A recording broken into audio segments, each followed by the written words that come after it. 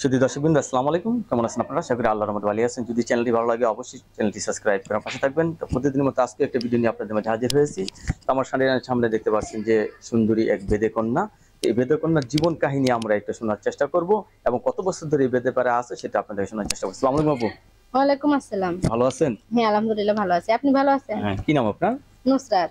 নুসরাত আপু।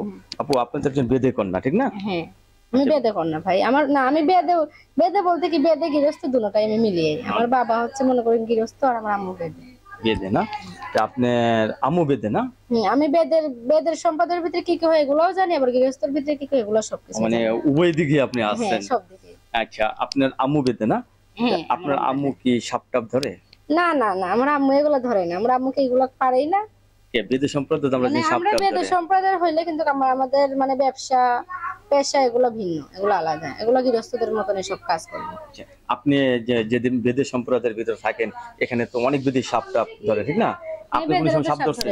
না, আমি ভয় পাই ভাই। আমি সাপ বলতে অত দূর থেকে দেখলে আমি সাপ ভয় পাই। আপনার মা একজন বেদে কন্যা, আপনি সাপ দেখলে ভয় পান, এটা চলবে? হ্যাঁ, এরকম বেদেদের ভিতরে তো সবাই আর মনে করেন সাপ ধরে না, সবাই ধরে না।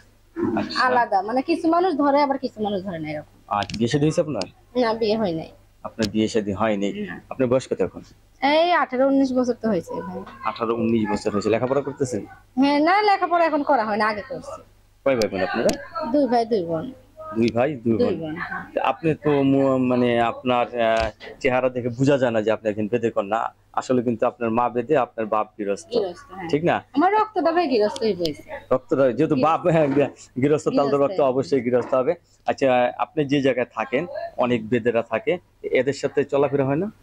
না, আমি বেদে মহিলা। আমি তো থাকি এখন গৃহস্থ এলাকায় ভাই। গৃহস্থ এলাকায় থাকেন মানে আমি আপনি? বেদের মেয়ে ঠিকই, কিন্তু আমি গৃহস্থ এলাকায় থাকি। বেদের মেয়ে জ্যোৎস্না ছবিটা দেখছেন? হ্যাঁ, দেখছি তো। কেমন লাগছে এই ছবিটা? ভালো লাগছে, ছোটবেলায় দেখছিলাম, এখন মনে নাই কিছু। আপনার কি মনে চায় না সেই জ্যোৎস্নার মতো জ্যোৎস্না সাজতে? দুষ্টার মতো সাজতে মন চায় না, মন চায় একটা ভালো রাজার রানী হতে। রাজার রানী হতে চান? হ্যাঁ, রাজা জীবনে মানে কখনো কি রাজা দিচ্ছে যে না আপনাকে? না, রাজা আসে না। রাজা আসলে তো রাজার কাছে যাইতাম একা ভাই। এখন কি আপনি কিরকম রাজা পেলে বিয়ে শাদী করবেন? কিরকম রাজাই মন ধরেন আমার পাশে দাঁড়াবে, আমার আমার কষ্টগুলা সে ভাগ নিবে, আমার কষ্টগুলা সরিয়ে দিয়ে আমার সুখের ছায়া আমার জীবনে আনবে, এরকম একটা মানুষ। রাজকুমার আর কি। হ্যাঁ, হ্যাঁ, রাজকুমার। তো দর্শক, আমরা এই বেদে কন্যা, সুন্দরী বেদে কন্যার সাথে অনেক কিছু মানে অনেকক্ষণ কথা বললাম, অনেক কিছু জানলাম। আর বেদেদের জীবনটাই হচ্ছে অন্যরকম। তা আমরা দেখেছি যে নদীর একুল ভাঙে উকুল ঘরে, কিন্তু ভাসমান্য কিছু কিছু কিছু বেদে আছে, ঠিক না?